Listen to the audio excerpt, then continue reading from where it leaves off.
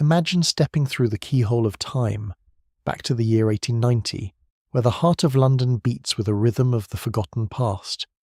You see elegance, you see progress, and you see a world defined by its rigid class structures and the rapid expansion of the British Empire. But look closer at the faces in the crowd.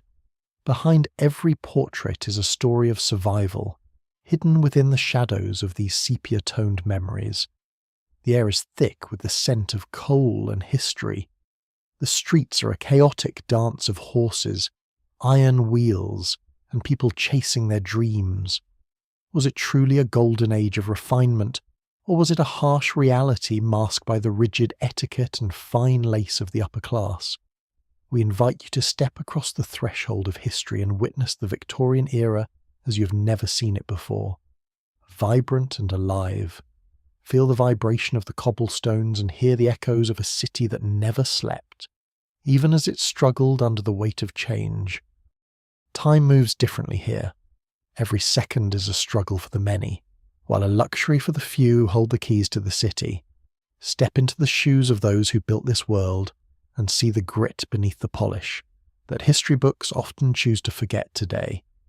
Behind the grand facades and the imperial pride lies a truth far more complex, a truth that defines why life was much harder than looks. Prepare yourself for a journey through the fog. Let us explore the suffocating mist, the forgotten children, and the narrow line between life and death. London's fog was never romantic. It was a deadly cocktail of coal smoke and moisture known as pea soup that choked the very city lungs. Visibility dropped to inches, and the air tasted of sulphur. For the poor living near factories, every breath was a gamble with their own health. The Industrial Revolution brought wealth to the nation, but it brought darkness to the sky and a persistent hacking cough to the working class.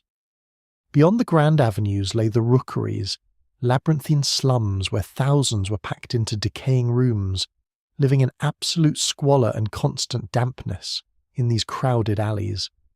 The sun rarely touched the ground. Life was lived in a perpetual twilight of smoke, shadows, and the smell of decay. The grime was inescapable. It coated the walls, the clothes, and the lungs of every man, woman, and child who called this city their home. Even the simple act of washing clothes was a futile battle against the soot that rained down from the sky like a slow, black snow. Streets were filled with a mixture of mud, horse manure, and industrial waste. Walking to work meant navigating a treacherous path of filth and disease. Night brought no relief. The yellow fog became a shroud, hiding criminals and making the simple journey home a terrifying ordeal for the vulnerable. Ventilation was a myth. Families huddled together in single rooms where the air was heavy with the smell of unwashed bodies and burning cheap coal. This was the engine of the empire, fueled by the sweat of the desperate and the toxic breath of the machines that never seemed to stop. The physical toll was visible in every gaze. Chronic bronchitis and respiratory failure were the silent killers that haunted every Victorian household in the city. When the whistle blew, it wasn't just a call to work, it was a reminder of the suffocating cycle that defined their very existence daily. Nature itself seemed to be dying under the weight of progress. The trees were blackened, and the River Thames was a flowing sewer of waste. This was the price of the modern world, a city of millions, gasping for air in a landscape of iron, brick, and poisonous grey mist. Tuition and play were luxuries for the rich. For the poor, childhood ended at age 5, replaced by the harsh reality of the workplace. Chimney sweeps sent climbing boys into narrow flues, where they risked suffocation and deformity just to clear the soot for a few pennies' pay. In the mills, the roar of machinery was deafening. Small fingers were often lost to the gears as children crawled under moving parts to clean. They worked 14 hours a day, fueled by thin porridge and the fear of the overseer's strap if they dared to slow down for air. On the streets, newsboys and flower sellers braved the freezing rain, their voices hoarse from calling out to passers-by who rarely looked their way at all. A smile was often a mask for a hollow stomach. Many of these children were the sole breadwinners for their sick or unemployed parents at home. Deep underground, trappers as young as 4 sat in total darkness for hours, opening and closing ventilation doors for the coal carts to pass through. The matchgirls suffered from phossy jaw, a horrific condition caused by chemical fumes that literally rotted their bones while they worked for a pittance. Education was a rare gift. Ragged schools offered a glimmer of hope, but it was hard to learn when your stomach was screaming for food. Shoes were a luxury. Many children navigated the glass and filth of the city barefoot, their feet hardened by the cold and the constant movement. Friendship was their only warmth. In the shared struggle for survival, these street Arabs formed their own families in the shadows of the great empire. They saw the wealth of the world drive past them every day, yet they remained invisible, ghosts in the machinery of British industrial and global power. Their childhood wasn't stolen, it simply never existed. They were small adults, carrying the weight of a nation's economy on their fragile, tired shoulders. Sleep was a brief escape from the toil, but the bell would always ring again, calling them back to the dust, the noise, and the danger. They are the forgotten souls of the Victorian era, the little ones who built the future but were never allowed to enjoy it for themselves. Death lived in the water. In a time before modern plumbing, the same river that provided drinking water was also the city's primary open sewer. Cholera was a frequent visitor, striking without warning and turning a healthy person into a corpse within hours of the first painful, dehydrating symptoms. Medical science was in its infancy. Doctors often went from performing autopsies to delivering babies without washing their hands, spreading the very infections they fought. The White Death, or tuberculosis, claimed millions. It was a slow, agonizing decline that haunted the cramped tenements and the grandest mansions alike today. For the poor, a trip to the hospital was a last resort. Many believed these institutions were places where you went to die, not to recover. Infant mortality was staggeringly high in some districts. Half of all children born would not live to see their 5th birthday due to poor hygiene. The stench of the city was overwhelming. Waste piled up in courtyards, and the lack of sanitation turned every street into a breeding ground for typhus.